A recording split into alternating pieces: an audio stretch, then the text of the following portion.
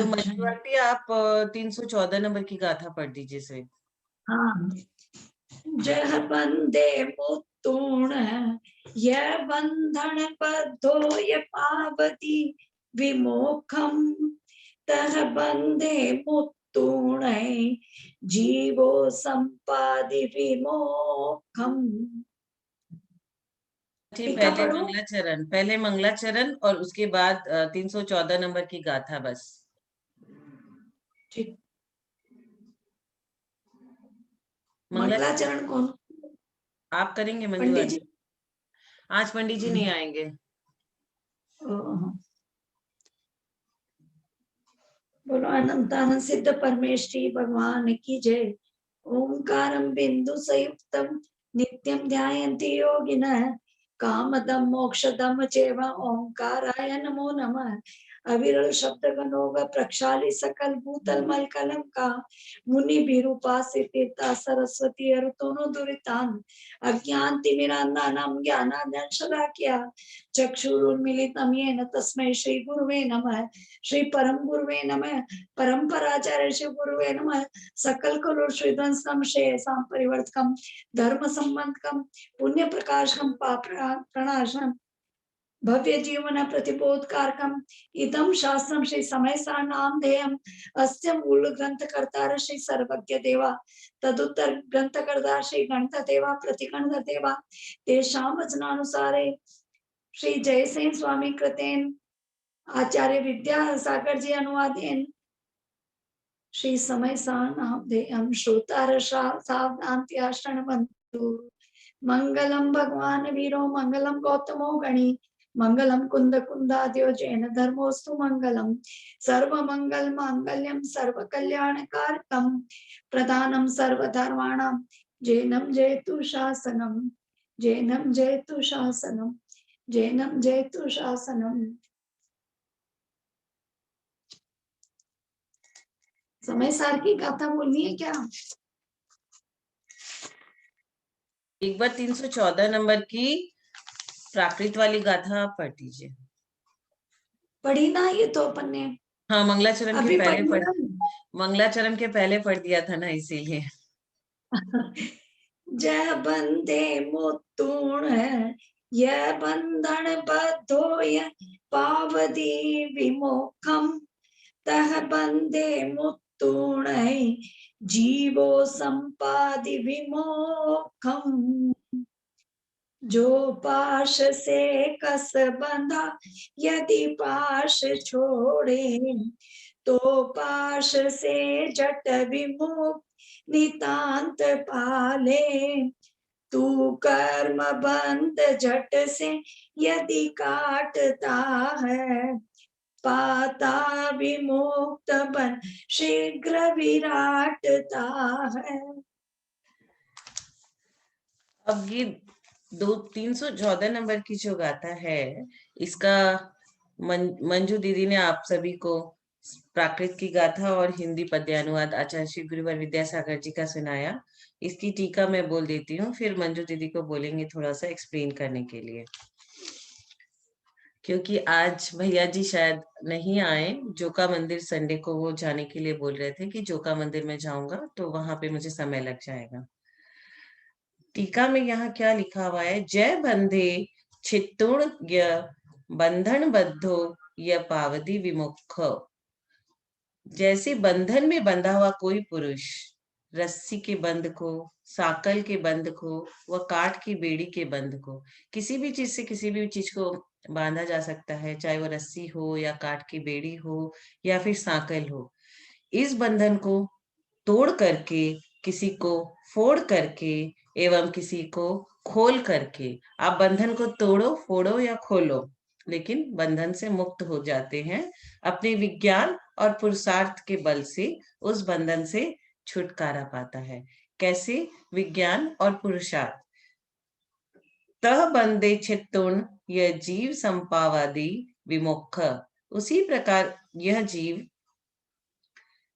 उसी प्रकार यह जीव भी वीतराग एवं विकल्प रहित स्व संवेदन ज्ञान के बल से बंध को छेद करके, किससे? स्व संवेदन ज्ञान के बल से अपने ही ज्ञान से अपने ही को आगे बढ़ाना है और स्व संवेदन ज्ञान के बल से बंध को छेद कर उसे दो रूप कर अर्थात भिन्न भिन्न कर खोल कर विदारण कर खोलना छेदना विदारण करना अपने शुद्धात्मा के उपलम्ब स्वरूप मोक्ष को प्राप्त करता है। आचार्य ने यहाँ मोक्ष प्राप्ति के मार्ग बताए हैं कि जैसे हमें कोई रस्सी से बांध देता है तो हम उसे खोलते हैं या तोड़ते हैं, सांकल से बांधता है खोलने का कोशिश करते हैं, नहीं खुलता है, तोड़ते फोड़ते हैं और मुक्त हो जाते हैं। वैसे ही हम ज्ञानी जीव जो होते हैं, पहले उन्होंने हमें बार बार अज्ञानी मूढ़ प्राणी कहा, लेकिन ये मोक्षाधिकार है, यहाँ सब ज्ञानी हो गए हैं।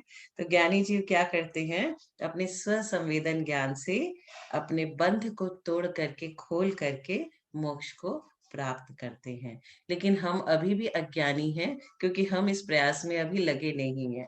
जिस दिन हमें भी स्व संवेदन ज्ञान हो जाएगा और बंध को तोड़ देंगे, छोड़ देंगे, फोड़ देंगे, तो हमें भी मोक्ष का रास्ता निकट हो जाएगा।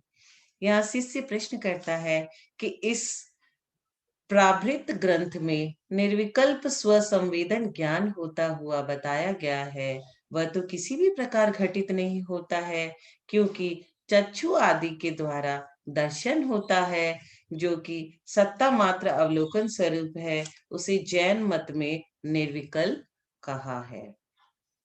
हाँ, बौद्ध मत में बौद्ध धर्म जो है, बुद्ध को जो मानते हैं, उनमें ज्ञान को निर्विकल्प कहा गया है, किंतु वह भी उत्तर क्षण में विकल्प का जनक होता है। परंतु जैन मत में ज्ञान विकल्प का उत्पादक न होकर के अपने स्वरूप से ही सविकल्प तथा स्व पर प्रकाशक कहा गया है। इसका उत्तर यह है कि जैन मत अनिकांत अनेकांतात्मक है, इसीलिए उसमें ज्ञान को कथनचित सविकल्प और कथनचित निर्विकल्प कहा गया है। जैसे विषयानंद रूप सराग स्व संवेदन ज्ञान होता है, वह सराग संवित्ति के विकल्प रूप है, अतः सविकल्प है। सराग मतलब राग के सहित, और हम भगवान को क्या बोलते, वीत राग, वीराग, जो राग से रहित है। तो यहाँ क्या कहा गया है, सराग संवित्ति के विकल्प रूप है, अतः सविकल्प होता है, किंतु वही पर शेष अनक्षित सूक्ष्म विकल्पों का सद्भाव होने पर भी वहां पर उनकी मुख्यता नहीं होती, इसलिए उसे निर्विकल्प भी कहा गया है। वैसे ही अपनी शुद्धात्मा की संवित्ति रूप वीतराग स्व संवेदन ज्ञान होता है, वह भी स्व संवित्ति रूप एक आकार से तो सविकल्प होता है, फिर भी वहां पर बाह्य विषयों के अनिश्चित सूक्ष्म विकल्प भी होते हैं, उनके होने पर भी उनकी वहां मुख्यता नहीं होती, इसलिए उसे निर्विकल्प भी कहते हैं। और जहां ईहा पूर्वक स्व संवित्यात्कार जो अंतर्मुख प्रतिभास होता है, वहीं पर वही विषयों के भी अनिश्चित सूक्ष्म विकल्प भी होते हैं, इसलिए वह स्व पर प्रकाशक भी होता है। यही निर्विकल्प एवं सविकल्प ज्ञान का तथा स्व पर प्रकाशक ज्ञान का व्याख्यान स्पष्ट सिद्ध है। इसी का आगम अध्यात्म तर्क और शास्त्र के अनुसार विशेष व्याख्यान किया जावे, तब तो बहुत विस्तार हो जावे। सो इस अध्यात्म शास्त्र में यहाँ इसका वर्णन नहीं किया गया है। गाथा में तो सिर्फ इतना कहा गया है कि जो पास से कस बंधा, यदि पास छोड़े तो पास से झट विमुक्त नितांत पाले, तू कर्म बंध झट से यदि काटता है, पाता विमुक्त बन शीघ्र विराटता है। कैसे विराट बना जा सकता है।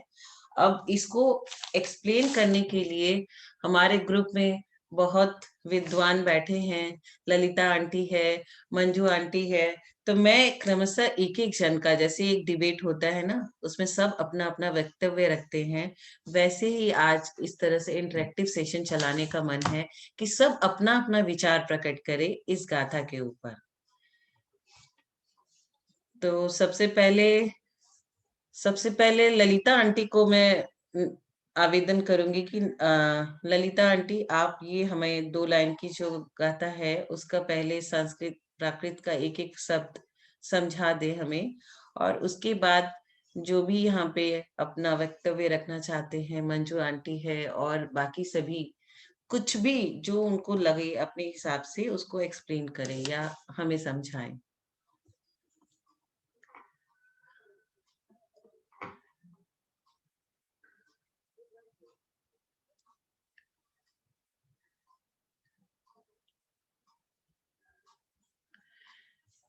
ललिता आंटी,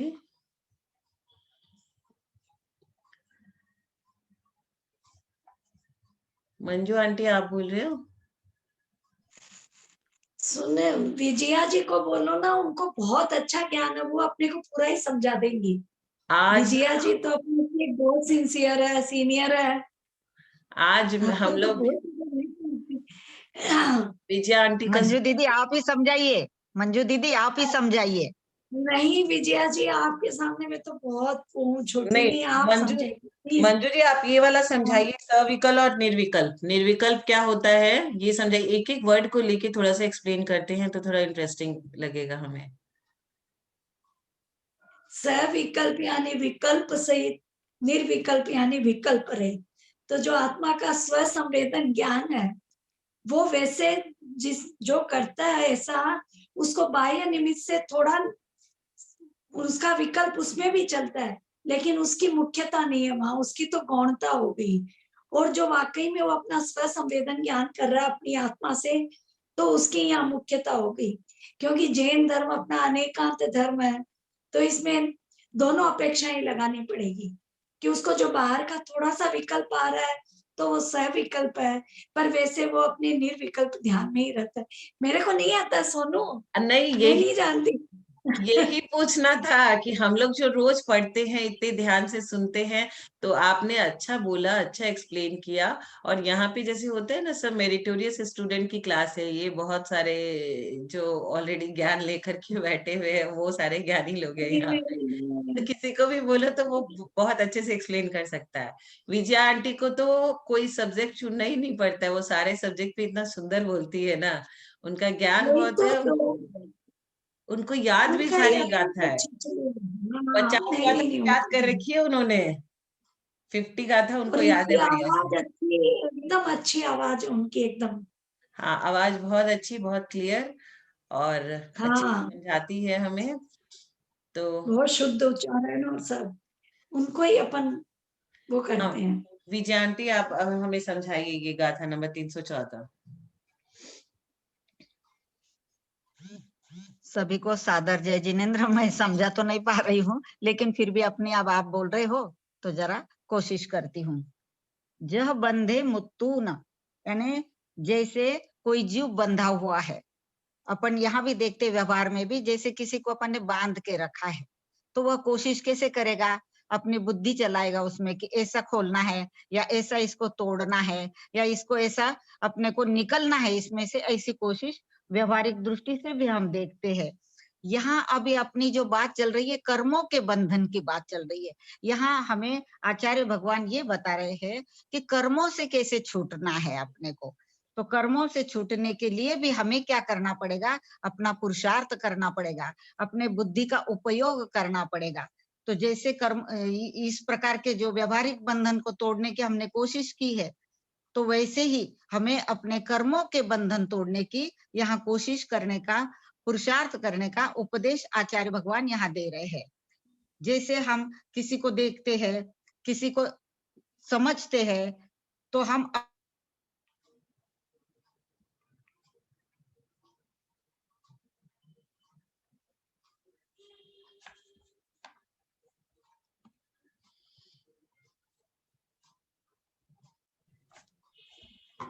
बंधन को तोड़कर, छोड़कर, मुत्तुन यानी छोड़कर, उस बंधन को तोड़कर, तो जीवा संपदि विमोक्षम, तो जीव क्या कर सकता है, मोक्ष को प्राप्त कर सकता है। मोक्ष को ही प्राप्त करना, यही तो हमारा उद्देश्य है। यहाँ हिंदी अनुवाद में भी लिखा है कि जिस प्रकार यह जीव पाश से यानी किसी बंधन से बंधा हुआ है, तो यदि हम पास छोड़ देंगे तो हम तुरंत मुक्त हो जाएंगे, और अगर नहीं छोड़ते तो बंधे ही रहेंगे। जैसे हम लोग अभी बंधे हैं, हर जन्म में बंधन बंधन ही लेके आ रहे हैं, और भी और बंधन बना रहे हैं, और ज्यादा अपन कर्मों का बंध कर रहे हैं। तो अगर हम तुरंत इसको काटना चाहते हैं तो हमें क्या होगा, मुक्ति की शीघ्रता से प्राप्ति होगी। यहाँ मुक्ति का ही उपाय बता रहे हैं। परसों भी अपन ने गाथा पढ़ी थी, रत्तो बंधदिकम्मम मुंचदि जीवो विराग संपन्नो एसो जिनो वदेसो तम्हा कम्मेसु मारज। अपने अगर कर्मों में हम राग करेंगे तो कर्मों के बंधन से बनते ही जाएंगे, लेकिन अपने को क्या करना है, कर्मों से राग नहीं करना है, हमें कर्मों से मुक्त होने का प्रयास करना है। ऐसा किसने कहा है? तो हमें जिनेंद्र भगवान ने ऐसा उपदेश दिया है। यही इन गाथाओं का सार है। आगे और कोई बोलते हो तो बोलिए। सभी को प्रणाम। जय जिनेंद्र। महावीर अंकल, आप कुछ अपना वक्तव्य रखना चाहेंगे इस गाथा में?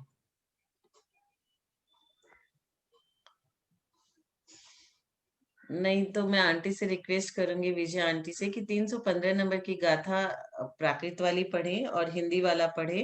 टीका मैं पढ़ देती हूँ, फिर आंटी उसे समझा देगी। जी जी, जय जिनेंद्र।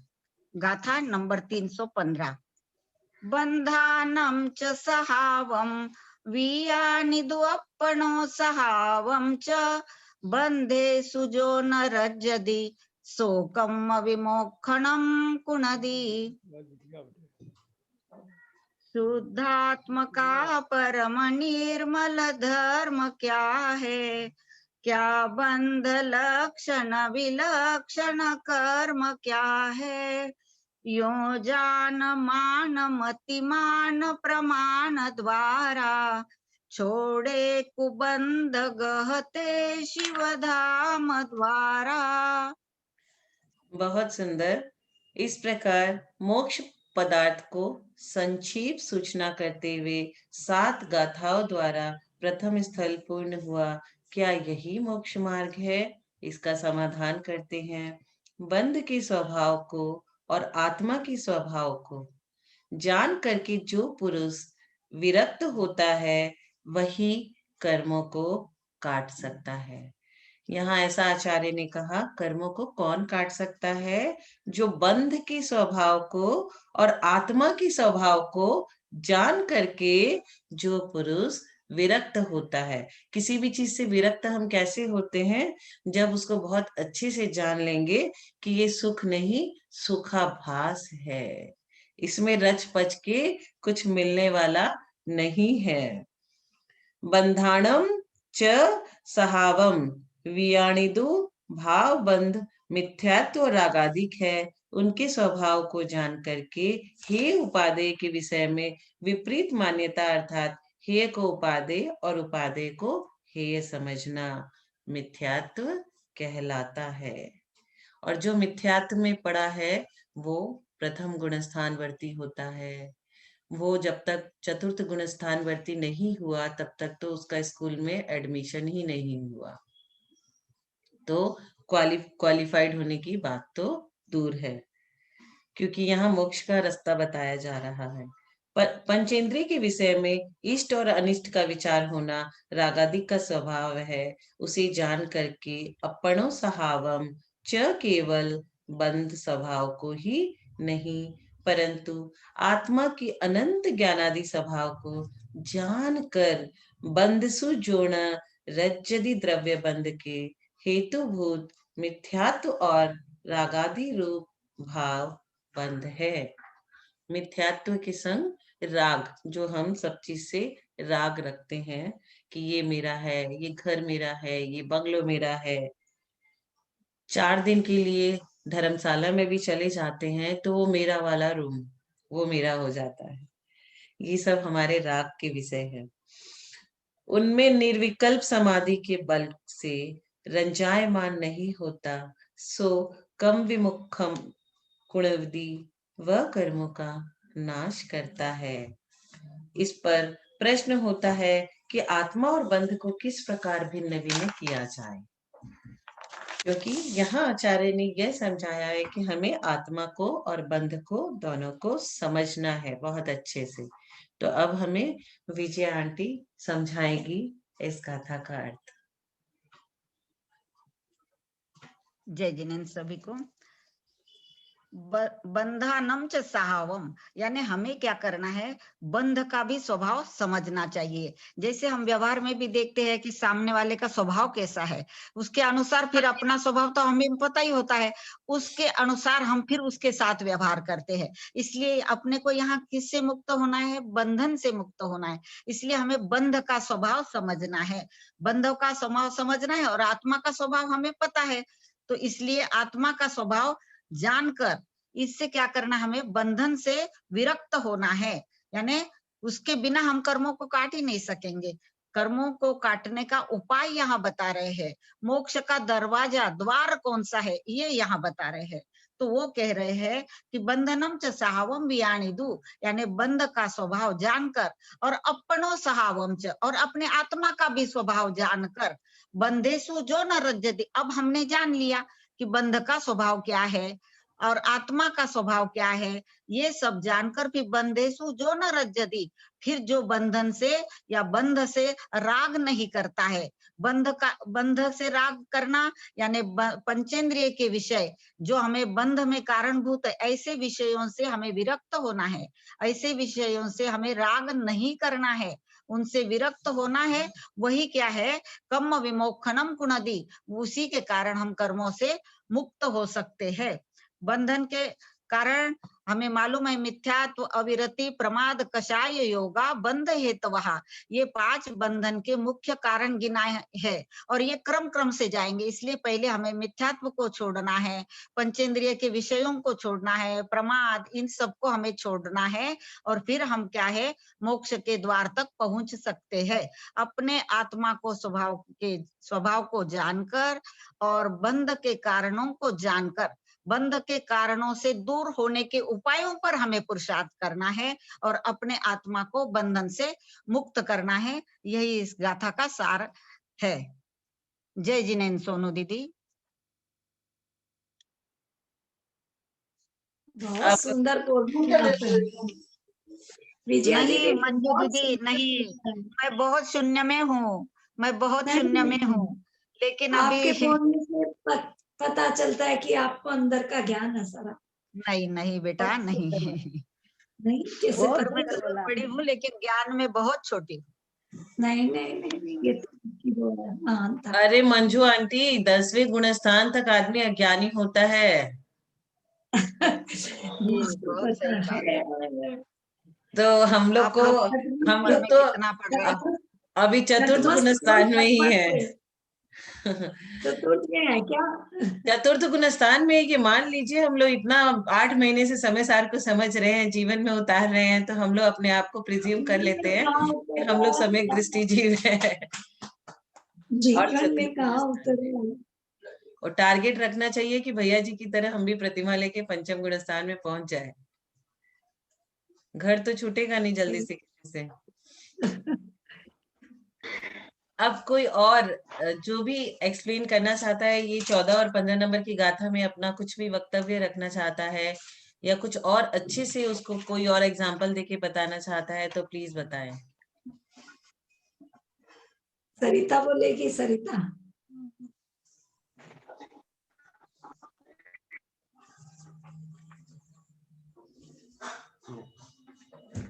सरिता जी। प्रतिमा जी को बोलिए, प्रतिमा जी इसमें प्रतिमा जी है ना? प्रतिमा दीदी तो हाँ, अच्छा बोलिए। गाना गाती है, बहुत अच्छा भजन गाती है नहीं वो। बोल पाऊंगी प्रतिमा जी। नहीं, आजकल वो दिखती नहीं है प्रतिमा जी। नहीं, आ गई, उनकी एक सास एक्सपायर हुई थी ना, अभी वो आज है। बोलेंगे, अच्छा है आज वो है। नेमी प्रतिमा चंदी भाई दीदी, साहब भी बोल। सीए प्रतिमा गंगवाल दीदी। और सोनू, हम लोग को आंटी आंटी मत बोला कर। हम दीदी बोलेंगे आपको, आप पंचम प्रतिमा धारण करो और ना दीदी बनो। हम तो यही बनाएंगे, आंटी कोई बोले ही नहीं आपको। बोलती है तो बच्चों आंटी, सरिता आंटी बोल देती है ना। हमारे मुंह से निकल जाता है हमेशा, हम ना हाँ, कोशिश करेंगे, ध्यान रखेंगे। पता है, मेरे को मजाक कर रही हूँ। अच्छा, तो अब कौन हमें समझाएंगे? किसी को क्लास की अनुभूति नेमीचंद जी बोलने का आप मन ही है ना? समझाइए। सुनिए, किसी को भी क्लास की नेमीचंद जी अनुभूति। भाई साहब भी समझा सकते हाँ, बहुत अच्छा ज्ञान है उनको, हाँ बहुत अच्छा अच्छा बोलते पढ़ते हैं। हैं वो। हैं। नेमीचंद जी भाई साहब को हाँ बोलिए। तो वही मैं याद है। हमारे 21वें तीर्थंकर, हमारे 24वें तीर्थंकर आज कुछ बोल नहीं रहे हैं, क्या बात है? वाणी कब खिरेगी? गंधर्व देवता नहीं मिले उन्हें, लगता है।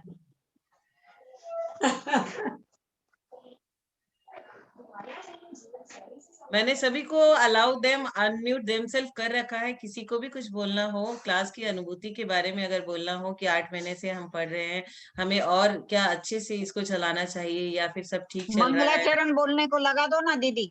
दीदी मंगलाचरण बोल देंगे ना नहीं, एक और गाथा ले सारे लेंगे ना। समय सार के। विजयान जी जी विजयांती एक चलेगा और गाथा चलेगा। ले लेंगे, 316 नंबर की ले लेंगे।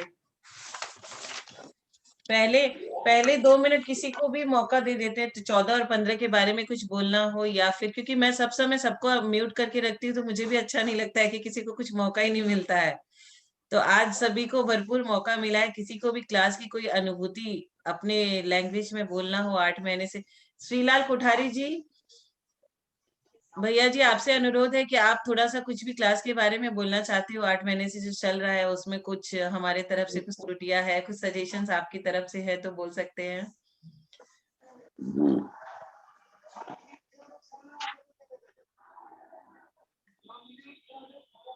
मंजू त्रुटियां पाटनी। खुद में ही है हम लोगों में, अंदर ही त्रुटियां भरी है कि इतना सुन के भी कुछ वो नहीं हो पा रहा है। हम लोग रोज सुनते हैं, यही रोज कमजोरी है सुनते सारी। हैं। रोज सुनते हैं और वही छूटता तो, नहीं है हमसे। इतना अच्छा सुन के भी लगता है कि पता नहीं। जाएगा 11 बजे। क्या मंजू जी पाटनी, सम्यक वर्धिनी की अध्यक्ष, उनसे निवेदन कर रही हूँ कि कुछ बोले। नहीं दीदी, मैं क्या बोलूंगी। आप बोलिए ना, बस कितना अच्छा बोलते हो, कितना अच्छा गाते हो, कितना अच्छा धर्म ध्यान करते हो आप रोज। इतनी बड़ी संस्था को सुचारू रूप से चला रहे हो। मैं तो खाली ये बोलूंगी कि जब कर्म कांड जी पढ़ते हैं तो लगता है सब कर्म की है, सब कर्म की है, और जब समय सार जी पढ़ते हैं तो एकदम विपरीत की सब कुछ छोड़ दो, सब कुछ छोड़ दो, कुछ जानने की जरूरत ही नहीं है आत्मा के। दोनों में कितना डिफरेंस है ना। तो कभी लगता है कि समय सार जी ही पढ़ो खाली, कि लगता है ये आत्मा के लिए बताता है। इसमें बोलता है कि कर्म की प्रकृति और ये सबको जान के क्या करना है तुमको, तो खाली अभी पिछले में भी पढ़ा था ये ना, पदेश पैडीय दिए दिए अनुभागम, इस सबको जान के क्या करना है तुमको, तो आत्मा में ही जाना है। तो ऐसे लगता है कि क्या करें, कुछ समझ में ही नहीं तो आता उसको लगता जानेंगे है। तभी तो जाएंगे ना। उसको पहले जानेंगे अपन की ऐसे ऐसे कर्म बन रहे हैं, तभी तो कोशिश करेंगे ना। इसीलिए उसको लगता है जानना ना तो जरूरी कि है। मतलब ये सबको जान के इसमें जब तक नहीं आएंगे ना, तब तक वो जानने का कुछ भी नहीं है। तो दोनों चीजें अभी हम लोग पढ़ रहे हैं और हम लोग का बहुत सौभाग्य है। और सोनू के लिए मैं बोलूंगी कि सोनू तुम बहुत ही अच्छा कर रही है। कल माता जी से भी बात हुई थी मेरी, बोलते हैं कि कौन सोनू जी ने चौका लगाया है, वो बहुत ही बढ़िया है, आप लोगों का सबका हार होएगा। मैंने कहा सच में सोनू आगे बढ़ के की है, हम लोग तो कुछ भी नहीं कर हाँ रहे तो आगे हैं। बढ़ के आप सबों करना के भी कितना आशीर्वाद से बड़ी ही हो काम रहा है। है सारा काम, हम तो कुछ भी नहीं कर रहे हैं। नहीं सोनू, नहीं हम लोग का सोनू, सबका साथ है और हमेशा चलता रहेगा अपना, यही भाव है। सबका साथ, सबका विकास, और सभी का परिग्रह छूटे और आहार दान में कुछ लगे। कल इतना सुंदर भजन पंडित जी ने सुनाया, रत्न तरह से पावन तेरा परम औदारिक शरीर है। तो गुरुओं का तो ऐसा ही है। अब हम सभी की शिक्षिका महोदया, बिग बॉस जिसको बोलते हैं, वो पधार गई है हमारे ग्रुप में, ललिता आंटी। ललित मतलब बहुत महत्व है, आदिनाथ के पूर्व भाव में उनका नाम ललित हुआ करता था। तो पता नहीं ललिता सोनू, मैं आंटी तो का शुरू भाव से भी कुछ ही ऐसा ही होने वाला है। सोनू मैं शुरू से थी। मैं आज के सबका सुनू तो सही, सबका क्या लोग क्या बोलते हैं जाने का हाल नहीं। मैं तो शुरू से ही जाप कर रही थी। अच्छा ललिता जी, आप हमारा सुने क्या? हमने क्या बोला? अभी करुणा नहीं और समय इनका हाँ वीडियो ऑफ क्या था, बोल अभी रहे हैं? इनका दर्शन प्रकट हुआ है। पहले वीडियो ऑफ करके सुन रही थी ये, कि वीडियो ऑन कर दूंगी तो सोनू मुझे पकड़ लेगी सबसे पहले ही, इसीलिए वो सुन रही थी। मतलब मोक्ष अधिकार पर इसलिए भी ऑफ कर रखा था। मोक्ष अधिकार पर थोड़ा सा मैं नहीं मुंह खोल पाती बेटा, जब तक कि कुछ उसकी हमारे में उपयोग, थोड़ा सा भी हमारे में अंश मात्र भी प्रकट हो जो कि मोक्ष के पथ पर चल। मोक्ष पर विद्यासागर जी तो 5वें गुण स्थान को भी मोक्ष का पथ पर आने का रास्ता नहीं मान रहे हैं, और हम लोग को तो चौथा भी है कि नहीं है। तो थोड़ा सा मैं इतने ऊंचे अध्याय पर बोलना नहीं चाह रहे थे। अब मैं क्योंकि ऑन करूंगी तो तुम मुझे बोलने कहोगी, अब मैं बोल नहीं सकती। कुछ तो अपने में हल्का सा अंश तो आना ही चाहिए ना। इतने जिस अधिकार में मोक्ष प्राप्त हो रहा, मोक्ष शब्द बोलना तो नहीं आता बढ़िया से, क्या मोक्ष अधिकार पर हम लोग वक्तव्य देंगे। तो इसलिए भी मैंने अपने को म्यूट कर रखा कि भाई चलो लोग तो हैं ही है, महावीर प्रसाद जी हैं, नेमी चंद जी हैं, विजय जी ढोलिया हैं, तो मैं कि ये लोग बोलेंगे तो आज सुनने को मिलेगा। रोज तो भाई साहब को सुनते ही हैं, तो ऐसा कुछ नहीं है। और एक बात का खाली उत्तर देना चाहूंगी, मंजू जी जो बोल रही हैं कि क्यों पढ़ना प्रकृति प्रदेश और कर्णन योग क्यों पढ़ना, तो मंजू जी आज तक किसी ने मुक्ति नहीं पाई है आत्मा को आत्मा मानने से। आत्मा को प्रकट करने से मुक्ति पाई है, और आत्मा को प्रकट करने के लिए कर्मों को जानना जरूरी है कि कैसे कर्म बनते हैं, कैसे छूटते हैं। खाली कोरी आत्मा की बात करके, शुद्ध आत्मा की बात करके ही तो लोग भरम पाल रहे हैं। जो आज भटके हैं जितने भी लोग, इसी से तो भटक गए। जैसे आज आपके मन में भटकन आ गई कि समय सार पढ़े कि कर्णन योग पढ़े, नहीं नहीं दीदी, समय भटकन सार नहीं से आई तो है। मैं बोल रही हूँ कि वो चीज अलग है, ये चीज अलग है, दोनों में हाँ, कितना इसलिए फर्क है। मैं वही खाली चीज ये कहना बोल रही चाह रही हूँ, हूँ। जो मेरे लोग को तो बहुत अच्छा आज लगता है वो जान के। प्रणम्य सागर बिना जी ने जाने इतनी कैसे बड़ी होएगा। बात कही कि लोग जीव कांड कर्म कांड पढ़ते नहीं हैं और समय सार को पढ़ लेते हैं, और पढ़ करके कितने लोग भ्रम में पड़े हुए, मैं तो शुद्ध आत्मा हूँ, भक्ष खा रहा हूँ, अभक्ष खा रहा हूँ। हम लोग कुलाचार तो पालन कर लें, कुलाचार जो अपना जैन का कुलाचार है वो तो पालन कर लें। क्या हम लोग को पता ही नहीं है कुलाचार क्या है, पालन क्या करेंगे हम लोग। तो जिस चीज को पालन करना उसके बारे में आप जानोगे नहीं तो कहाँ से पालन करोगे। कौन हमारे में से कुलाचार पालन कर रहा है बोलिए। सबसे पहले पानी छान कर पीना, शाम को 2 अंतर्मुक्त पहले खाना खा लेना, शाम ढलती रहती, हम आप लोग के लिए नहीं कह रहे हैं, हम अपने पर डाल के सारी बात कर रहे हैं। कहाँ पानी छानना, एक बगाड़ का पानी पीते हो, कोई छान के पी लो तो छानना थोड़ी कहलाता है। हम अपने ऊपर कह रहे हैं सारी बात। कहाँ घटाएं अपने को। तत्वार सूत्र में शुरू किया है श्रावक, जहाँ निर्जरा चालू किया है। मोक्ष तो बहुत आगे, बहुत सारा कर्म बंधा हुआ, सम्यक दृष्टि से चालू किया है। और सम्यक दृष्टि की जो हम लोग जब कुलाचारी नहीं पालन कर रहे हैं तो हम अपने को श्रावक कैसे कहें, कैसे सम्यक दृष्टि कहें। कहीं नहीं कहने की हिम्मत ही नहीं होती है, क्योंकि जो सम्यक दृष्टि की परिभाषा समंत्र भद्राचार्य दे रहे हैं, इसमें समय सार वगैरह में जो भी समय सार खाली ये थोड़ी कहता कि मान के बैठ जाओ मेरे कर्म नहीं बनता है बस मैं निशंग हो गया, ऐसा नहीं कह रहा। कर समय सार लोग यही मान के बैठ जाते हैं कि समय सार कह रहा है कि तुम कर्म कर रहे हो, लेकिन वो तो शरीर कर रहा, आत्मा थोड़ी कर रही है। समय सार का ये अर्थ थोड़ी है। समय सार में सारी चीज बताते बताते यहाँ पर आए हैं, वो चीज तो हम लोग गौन कर देते हैं। हम तो शुद्ध आत्मा है, कर कुछ भी खा रहे हैं पी रहे हैं, पुद्गल शरीर खा रहा पी रहा है। बड़े बड़े इसमें बहुत सारे ऑडियो वीडियो भी आते रहते हैं आजकल, कांजी पंथी वाले भेजते हैं, कौन भेजते हैं मुझे पता नहीं, कई बार आते रहते हैं इस तरह के वीडियो आते रहते हैं कि ये तो शरीर खा रहा है, ये दूध शरीर पी रहा है। तो जब तक हम सम्यक दर्शन की, हम लोगों को सबसे ज्यादा चिंता ये करनी चाहिए कि सम्यक दर्शन के जो गुण दोष हैं वो गुण को हमारे में आते जाएं, दोष को हटाते जाएं। सबसे पहला हम लोगों का जो प्रयास हो, ये प्रयास होना चाहिए। अगर सम्यक दर्शन हो गया तो कभी ना कभी मुक्ति हो जाएगी। और ऐसे हम कितना जीव कांड पढ़े, कितना कर्म कांड पढ़े, कितना लब्धि सार पढ़े, कितना समय सार पढ़े, कितना नियम सार पढ़े, अपने में केवल पढ़ के बस, जैसे मैंने उस दिन कहा था कि बस ये जरूर हम कह देंगे हाँ मैंने कर्म कांड जी पढ़ लिया, हाँ हम तो समय सार भी पढ़ लिए, हम तो प्रवचन सार भी पढ़ लिए, हम तो नियम सार भी पढ़ लिए।